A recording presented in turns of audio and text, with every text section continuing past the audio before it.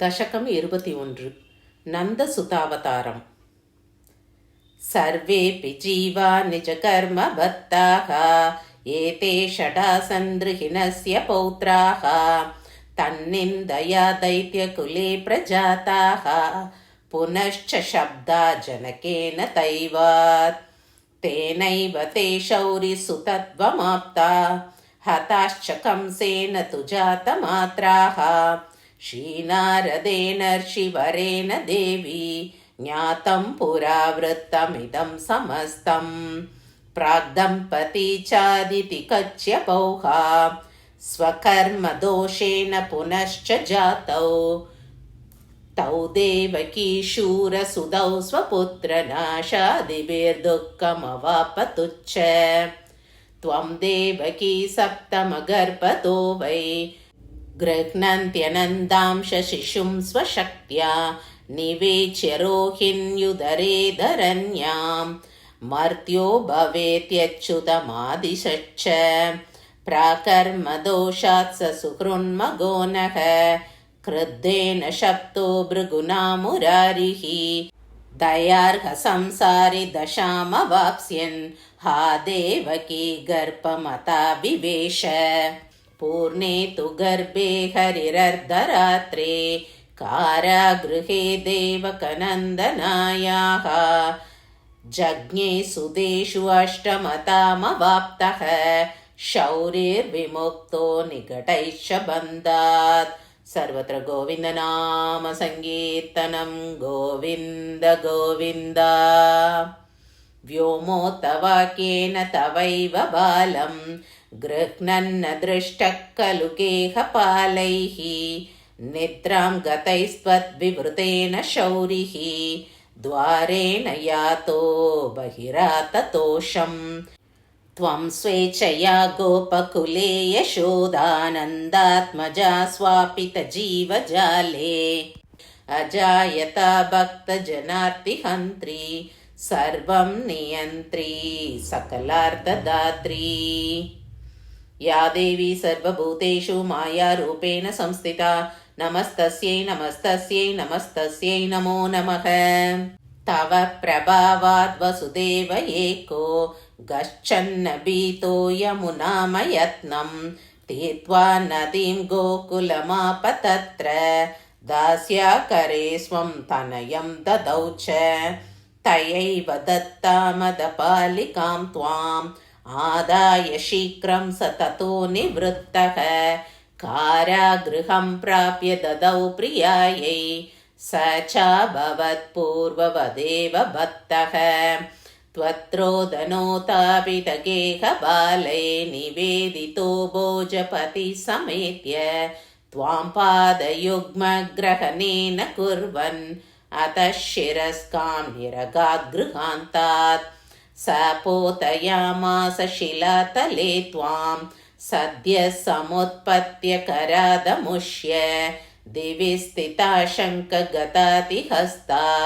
सुरैस्तुता स्मेरमुखी त्वमात वदेन किं मे तव कंस जातः तवान्तकः क्वाप्य विदूरदेशे मादृह्यतां साधु जनो हितं स्वं विचिन्तयेत्युक्तवतीतिरोभूः स भोजराट् स्वान्तकनाशनाय सर्वान् शिशून् हन्तुमरं बलिष्ठान् वत्सागमुख्यानसुरान् नियोज्य कृतार्थमात्मानममन्यतोचैः कंसोऽस्ति मे चेतसि कामलोभक्रोधादिमन्त्रिप्रवरैः समेतः सद्भावहन्ता खलु नन्दपुत्री तं नाशयत्वच्चरणं नमामि।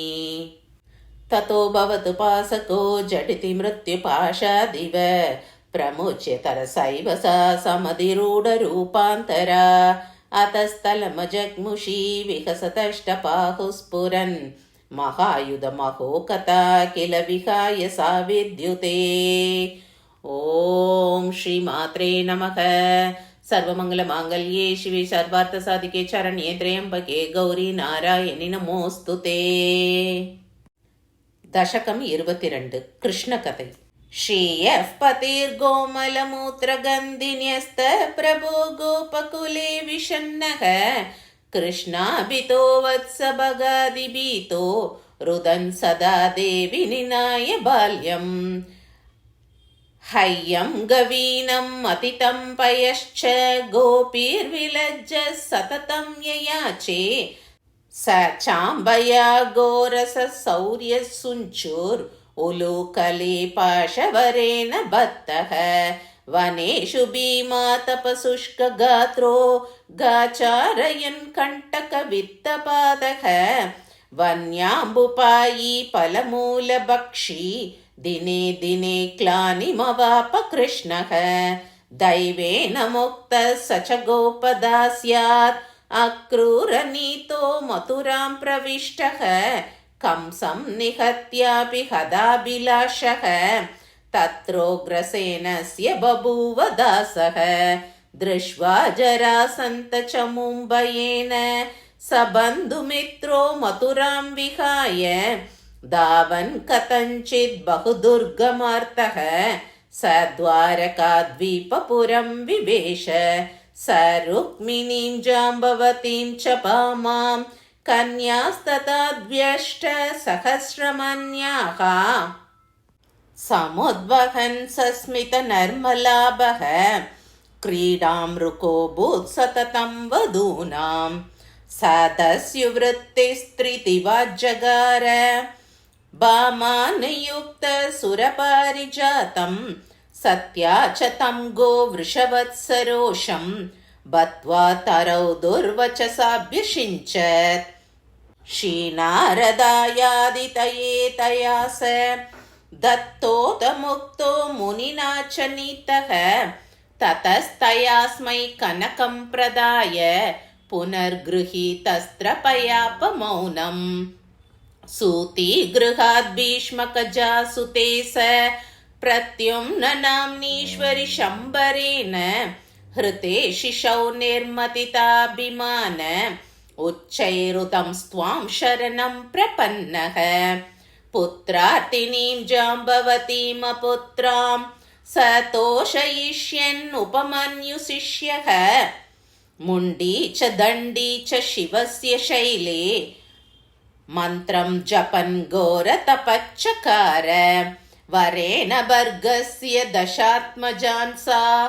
प्रासूत सर्वा दयिता च शौरेः तथैव लब्ध्वा स सुतायुतानि सुखं न लेभे निजकर्मदोषात् शाबादृशीनां धृतराष्ट्रपत्न्या चान्योन्यवैरेण कृताहवेषु सर्वे हताहन्तकुलं यदूनां महत्प्रदक्तं वनमग्निनेव व्यादेषु विद्धो मृतिमापकृष्णः कुचस्थली चाप्ति जलाप्लुताभूत् हाजगृरे तस्युभिरेण सा अष्टावक्रस्य शापेन यतुस्त्रियश्च एवं हरिकर्मफलान्यभुङ्क्त न कोऽपि मुच्येत च कर्मबन्धात् दुःखं त्वभक्तस्य सुदुःसहं स्यात् भक्तस्य ते तत्सुसखं भवेत् च जानास्यहं ते पदयोरभक्तो भक्तो नु किं वेति न चैव जाने त्वं सर्वशक्ता कुरु मां सुशक्तं सर्वत्र भूयोऽपि शिवे नमस्ते। कृष्णाय वासुदेवाय देवकीनन्दनाय च नन्दगोपकुमाराय गोविन्दाय नमो नमः। ॐ श्रीमात्रे नमः। सर्वमङ्गलमाङ्गल्ये शिवे सर्वार्थसाधिके चरण्ये त्र्यम्बके गौरी नारायणि नमोऽस्तुते। दशकम् 23 महालक्ष्मी अवतारम्। रम्भस्य पुत्रो महिषासुरप्राक् तीव्रैस्तपोभिर्द्रुहिणात् प्रसन्नात् अवध्यताम्बुम्बिरवाभ्य दृष्टो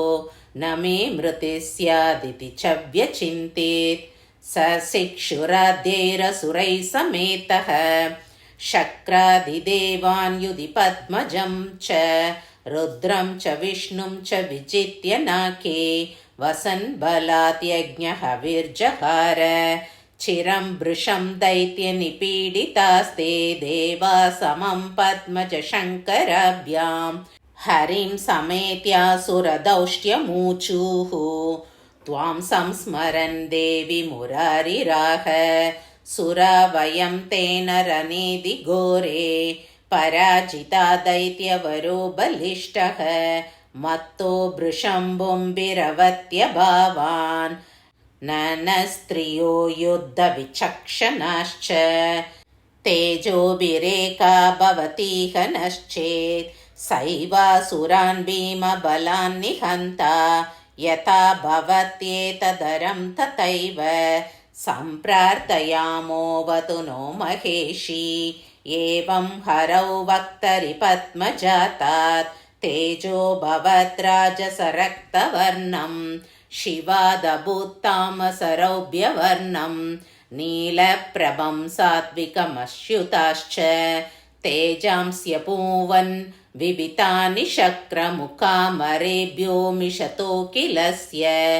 संयोगतस्तान्यचिरेण मातः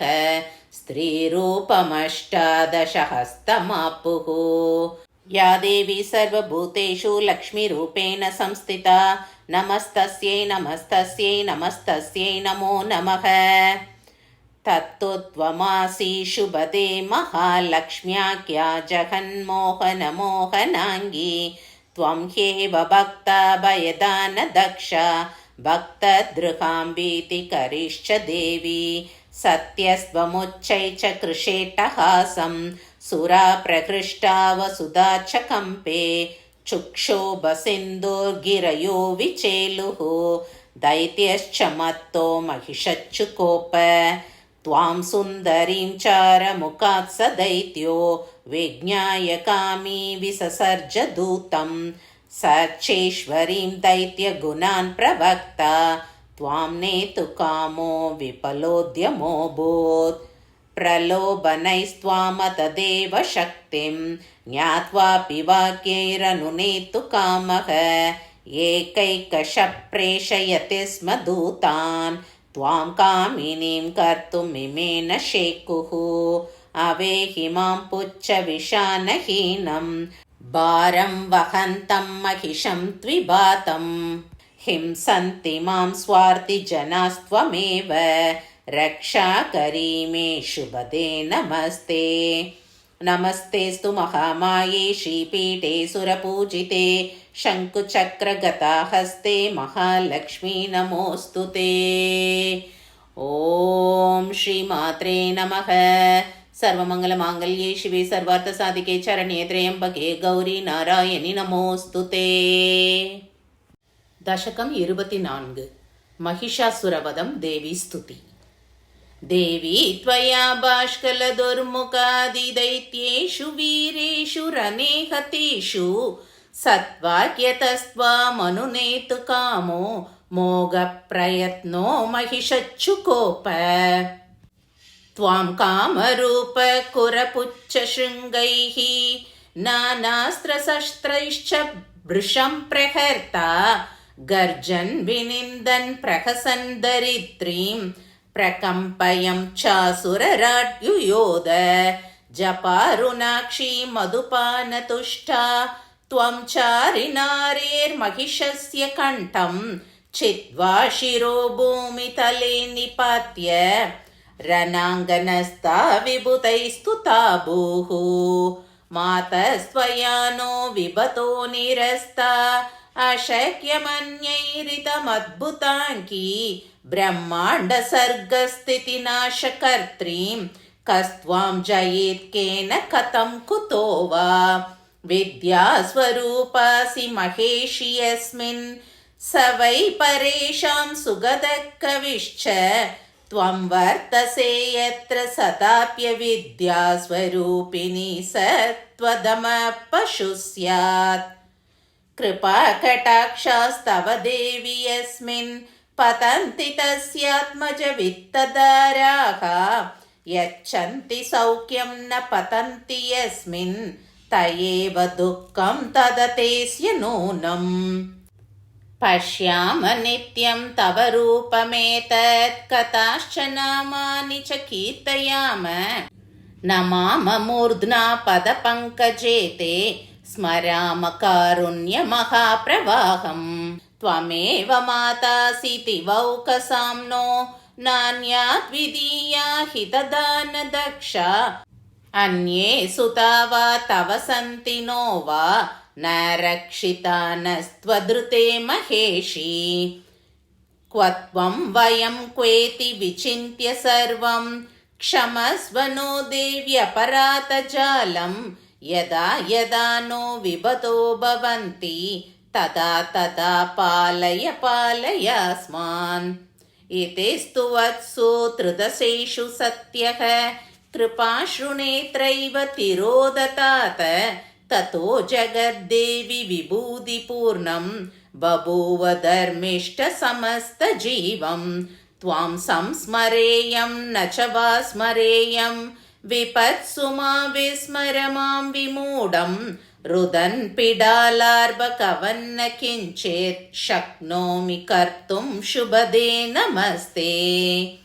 ऐगिरिनन्दिनि नन्दितमेदिनि विश्वविनोदिनि नन्दनुते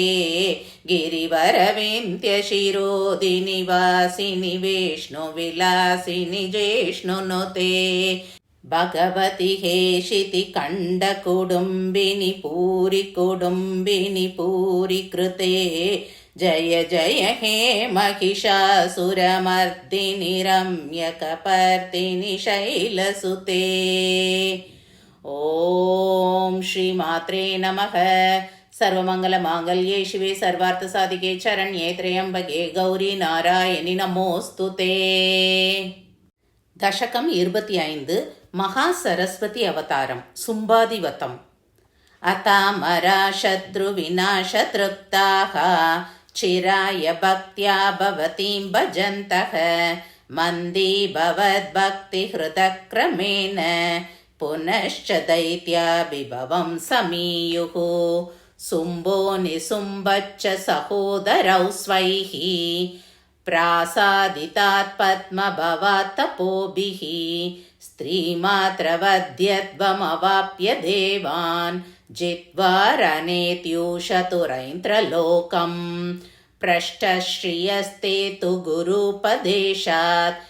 हिमाद्रिमाप्तानुनुवुः सुरास्त्वां तेषां पुरच्छात्रिसुधा विरासीत् स्नातुं गता सा किल देवनद्यां दत्ते खगोषात् त्वमजा प्रजाता यतः प्रसिद्धा खलु कौशिकीति महासरस्वत्यभितां ददाना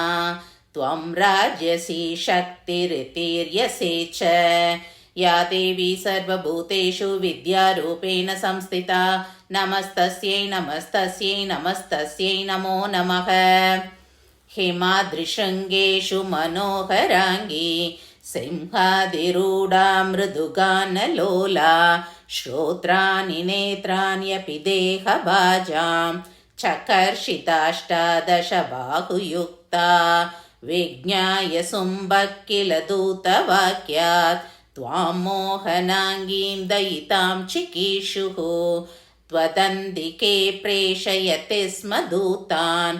एकैकशस्निग्धवचो विलासान् त्वां प्राप्यते कालिकया समेताम् एकैकशः सुम्बगुणान् प्रभाष्य पत्नी भवास्येति कृतोपदेशाः तत्प्रातिकूल्यात् कुपिता बभूवुः सुम्बाज्ञया धूम्रविलोचनाख्यो रनोत्यतः कालिकया हतोऽभूत् चण्डं च मुण्डं च निहत्य काली त्वत्पालजातरुधिरं बभौ च चामुण्डिकेति प्रतिता ततः सा त्वां रक्तबीजोदयुद्युत्सुराभ यत्रक्तबिन्दूत्पवरक्तबीजसंकै जगद्व्याप्तमभूतशेषं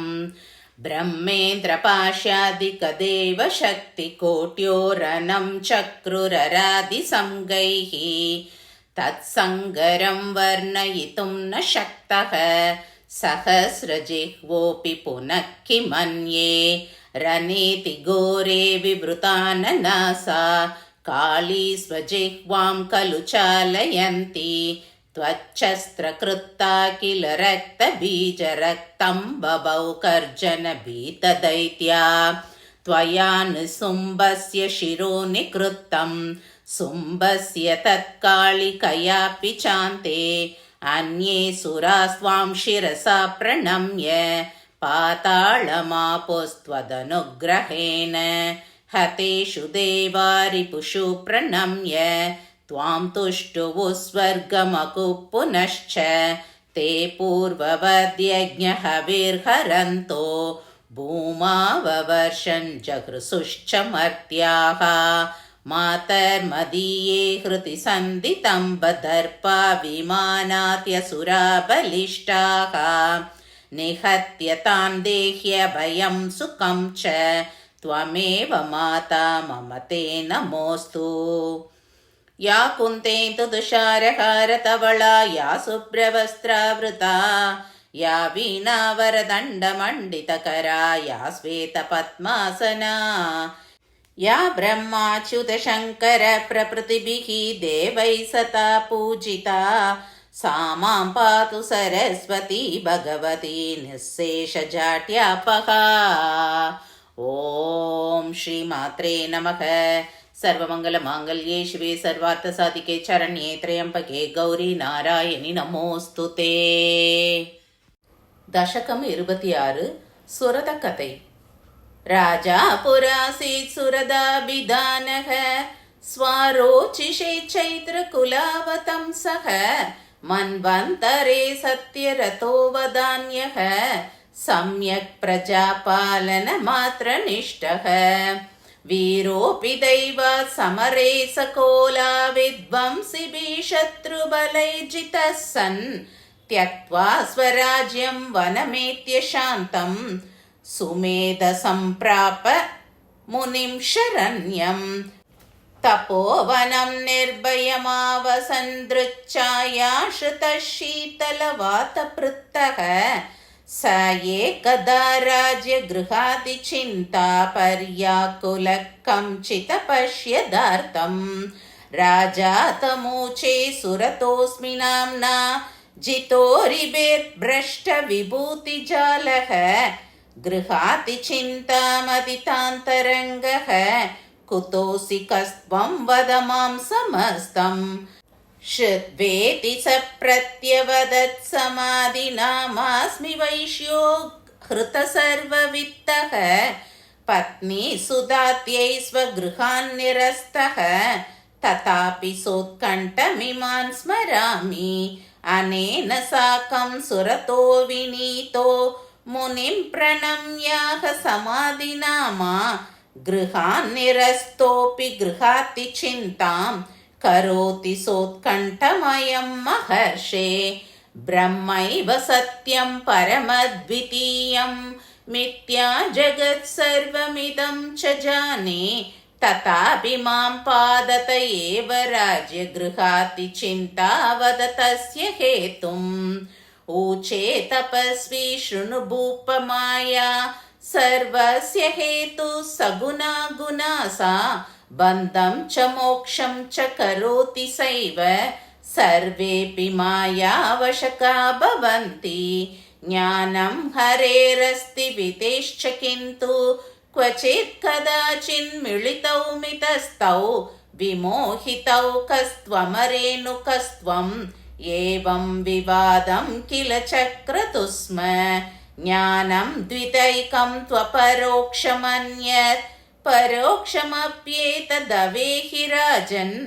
आद्यं महेश्या कृपया विरक्त्या भक्त्या महत्सङ्गमतश्च लभ्यम् य एतदाप्नोति स सर्वमुक्तो त्वेषश्च रागश्च न तस्य भूप ज्ञानं द्वितीयं खलु शास्त्रवाक्यविचारतो बुद्धिमतैव लभ्यम् क्षमादिहीनो न च शास्त्रवाक्यविचारमात्रेण विमुक्तिमेति देव्या कटाक्षै लभते च भुक्तिं मुक्तिं च सा केवलभक्तिगम्या सम्पूज्यतां साकमनेन दुर्गां कृत्वा प्रसन्नां स्वहितं लभस्व श्रुत्वा मुनेर्वाक्यमुपौ महेशी त्वां पूजयामास तुरितभक्त्या वर्षद्वयान्ते भवतीं समीक्ष्य स्वप्ने सतोषावपि तावतृप्तौ दिदृक्षयज्जाग्रति चापि भक्तौ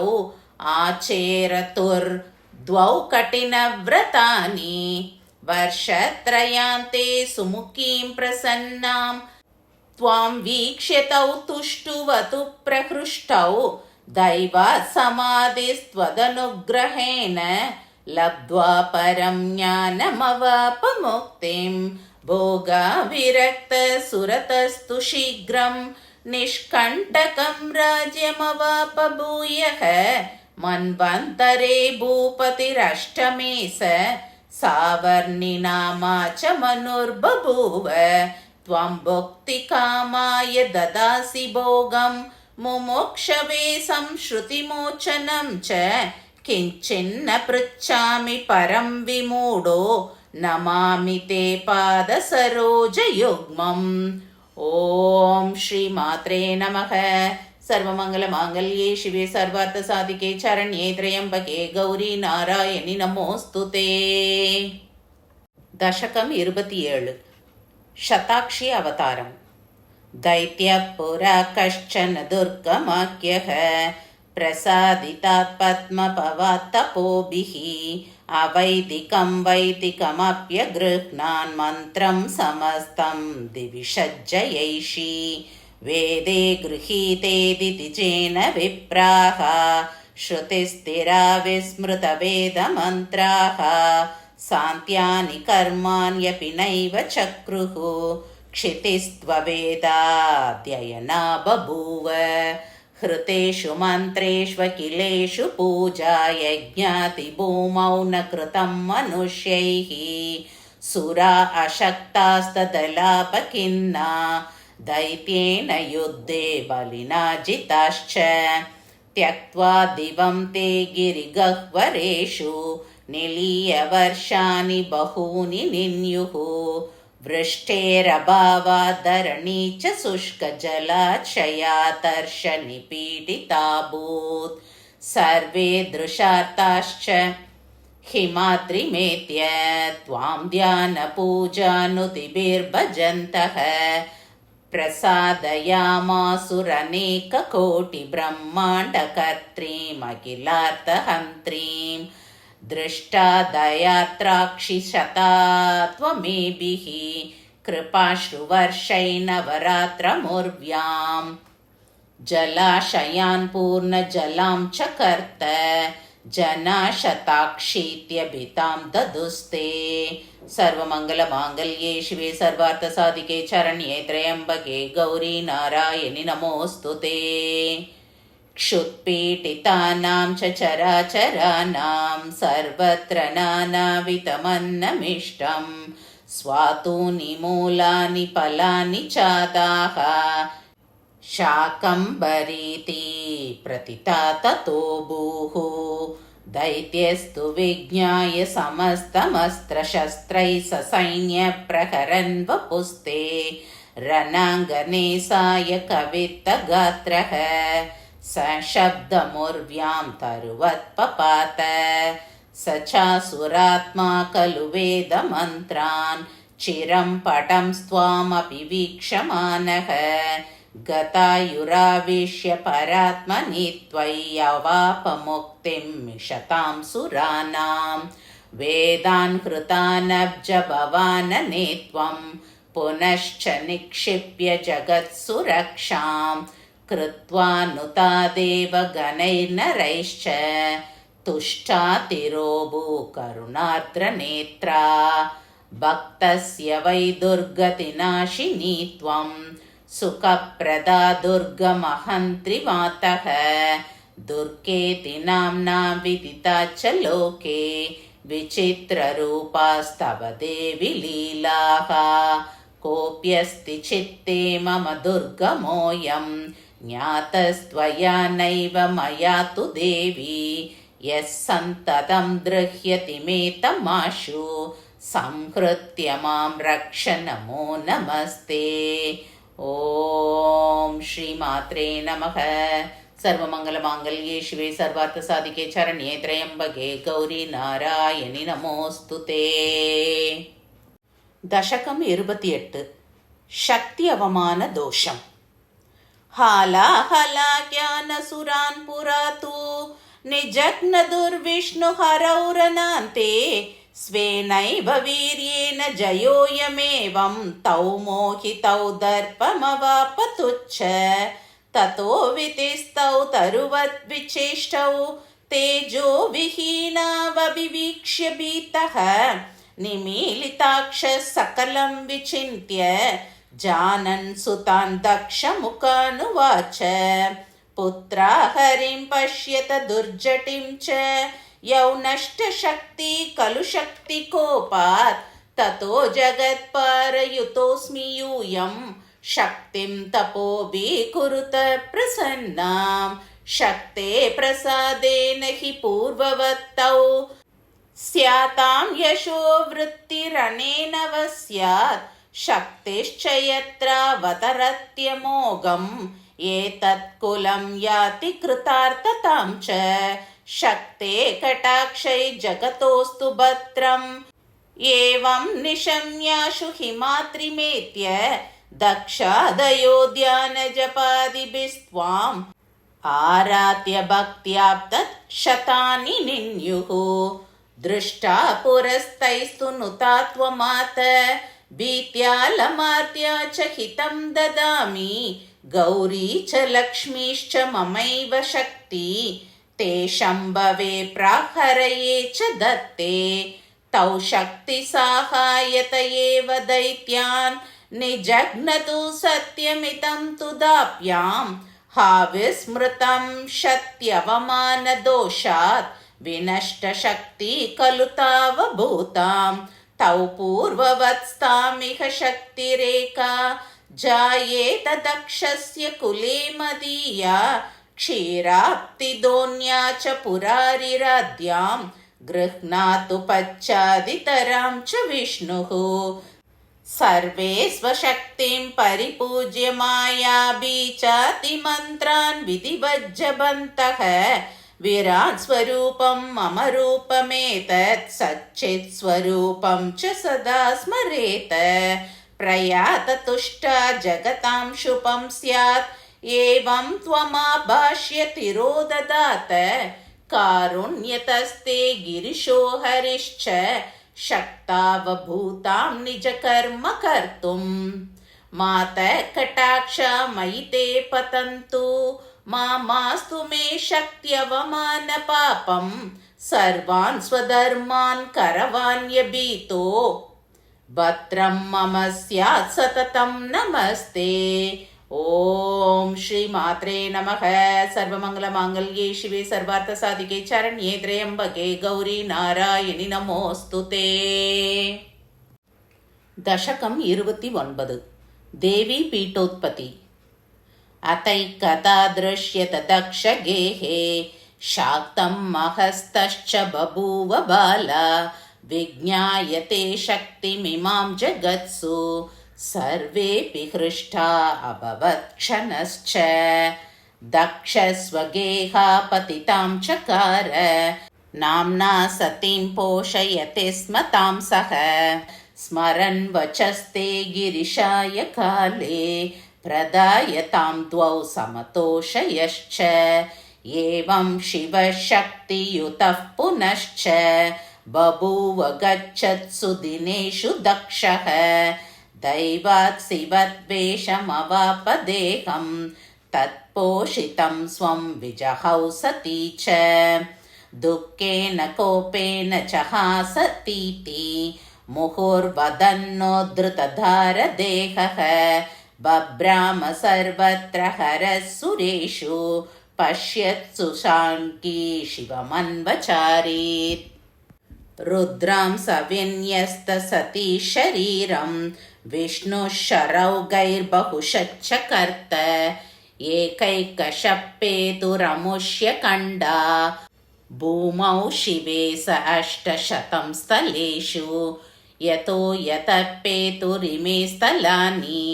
सर्वाणि तानि प्रतितानि लोके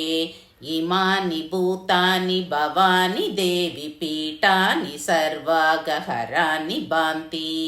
त्वमेकमेवाद्वयमत्र भिन्ननामानि धृत्वा खलु मन्त्रतन्त्रैः सम्पूज्यमाना शरणागतानां भुक्तिं च मुक्तिं च ददासि मातः निर्विण्णचित्तः सती वियोगात् शिवस्मरं स्त्वां कुहचिन्निषन्नः समाधिमग्नो भवदेशलोकः शक्तिं विनाः विरसोलसच्च चिन्ताकुला मोहधियो विचीर्णतोषा महारोगनिपीडिताश्च सौभाग्यहीना विगताभिलाषाः सर्वे सतोद्विग्नहृदो बभूवुः शिवोऽपि शक्त्या सहितः करोति सर्वं वियुक्तश्च तया जडः स्यात् मास्तु मे शक्तिवियोग एष दासोऽस्मि भूयो वरदे नमस्ते। शिवशक्त्या युक्तो यदि भवति शक्तः प्रभवितुं न चेदेवं देवो न खलु कुशलः स्पन्दितुमपि अतः स्वामाराध्यां हरिहरविरिञ्चादिभिरपि प्रणन्तुं स्तोतुं वा कथमकृतपुण्यप्रभवति। ॐ श्रीमात्रे नमः। सर्वमङ्गलमाङ्गल्ये शिवे सर्वार्थसाधिके शरण्ये त्र्यम्बके गौरी नारायणि नमोऽस्तुते। दशकं 30 श्री पार्वती अवतारम्। समाधिमग्ने गिरिशे विरिञ्चा तप प्रसन्नात् किल तारकाख्यः दैत्यो वरं प्राप्य विजित्य देवान् सबान्धवः स्वर्गसुखान्यभुङ्क्त वरैः सभर्गौरसपुत्रमात्रवत्य त्वमाप्तोऽस्य च पत्न्यभावात् सर्वाधिपत्यं स्वबलं च मोहान् मत्तो वृषं शाश्वतमेव मेने नष्टा किला श्रीहरये सुरास्ते निवेदयामासुरशेषदुःखं स चाह देवा अनयेन नूनम् उपेक्षते नो जननी कृपार्द्रा तद्विस्मृतेर्जातमितं करेण यष्ट्या च या ताडयति स्वपुत्रं तामेव बालः स निजेष्टदात्रीं सास्रं रुदन्मातरमभ्युपैति माता हि नः शक्तिरिमां प्रसन्नां कुर्याम भक्त्या तपसा च शीघ्रं सर्वापतस्सैव हरिष्यतीति श्रुत्वा मरास्त्वां नुनुवुर्महेशी निशम्य तेषां श्रुतिवाक्यगर्भस्तुतिं प्रसन्ना विपुतां स्वमात अलं विषादेन सुरा समस्तं जाने हरिष्यामि भयं धृतं वः हिमाद्रिपुत्री विबुधास्तदर्थं जायेत गौरी मम शक्तिरेका सा च प्रदेया वृषपध्वजाय तयो सुतस्तं दिदिजं च हन्यात् इत्थं निशम्यास्तभयेषु देवेषु अभ्यर्थिता देवी हिमाचलेन त्वं वर्णयन्ती निजतत्त्वमेभ्यः प्रदर्शयामासित विश्वरूपं सहस्रशीर्षं च सहस्रवक्त्रं सहस्रकर्णं च सहस्रनेत्रं सहस्रहस्तं च सहस्रपादम् अनेकविद्युत्प्रभमुज्ज्वलं च सर्वमङ्गलमाङ्गल्ये शिवे सर्वार्थसाधिके शरण्ये त्र्यम्बके गौरी नारायणि नमोऽस्तुते। दृष्ट्वेदमीश्वर्यकिलैर्भियोक्ता त्वं चोपसंहृत्य विराट्स्वरूपं कृपावती स्मेरमुखी पुनश्च निवृत्तिमार्गं गिरयेऽन्यगाधीः उक्त्वा किलं संश्रुतिमुक्तिमार्गं सुरेषु पश्यत्सु तिरोददात श्रुत्वा त्रिमुख्यास्तव गीतमुच्चै देवा जपध्यानपरा बभूवुः अथैकदा प्रादुरभूतिमाद्रौ शाक्तं महोदक्षगृहे यथा प्राक् क्रमेण तद्देवी बभूव कन्या सा पार्वतीति प्रतिता जगत्सु सर्वमङ्गलमाङ्गल्ये शिवे सर्वार्थसाधिके शरण्ये त्र्यम्बके गौरी नारायणि नमोऽस्तुते हिमाद्रिनैषा च हराय दत्ता तयोर्सुतस्कन्द इति प्रसिद्धः स तारकाख्यं दितिजं निहत्य ररक्ष लोकानखिलान् महेशी दुर्वाससशापबलेन शक्रो नष्टा किल श्रीर्वचनेन विष्णोः क्षीरोदतीं सासुरदेवसङ्गो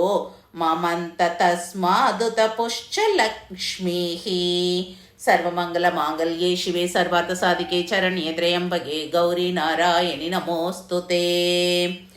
या पूजितेन्द्रेण रमा तवैका शक्तिस्वरैश्वर्य पुनः प्रदानात् शापान् मुनेर्देवगणान् विमोच्य कटाक्षतस्ते हरिमापभूयः त्वं सर्वशक्तिर्न जितासि केनापि अन्यान् जयस्येव सदा शरण्या मातेव पत्नीव सुतेव वा त्वं विभासि भक्तस्य नमो नमस्ते தனம் தரும் கல்வி தரும் ஒரு நாளும் தளர்வறியா மனம் தரும் தெய்வ வடிவம் தரும் நெஞ்சில் வஞ்சமில்லா இனம் தரும் நல்லன எல்லாம் தரும் அன்பர் என்பவருக்கே கணம் தரும் பூங்குழலால் அபிராமி கடைக்கண்களே. ஓம் ஸ்ரீ மாத்ரே நமக. சர்வமங்கல மாங்கல்யே சிவே சர்வார்த்த சாதிகே சரண்யே த்ரயம்பகே கௌரி நாராயணி நமோஸ்துதே.